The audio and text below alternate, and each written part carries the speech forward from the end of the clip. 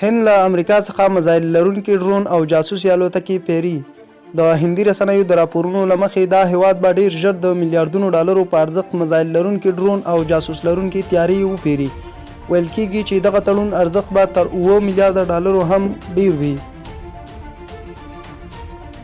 امریکا که څه هم تازه په دې اړه غبرګون نه دی ښودلی، خو وړاندې تر دې د یاد هیواد ولسمشر ډونالډ ټرمپ ته ویلي وو چې پر هند به میزایل لرونکي ډرون الوتکې وپیري. د هند د دفاع وزارت ویلي دي دغه میزایل لرونکي ډرونونه د سی ګارډین یا دریاب ساتونکي نومیږي.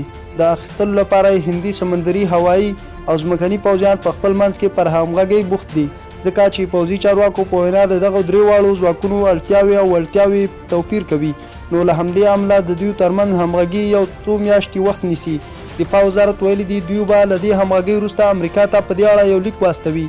راپورونه وایي امریکا به د دې تړون په اړه خپل شرایط د هند له لوري د لیک ترلاسه کولو وروسته په ډاګه کړي.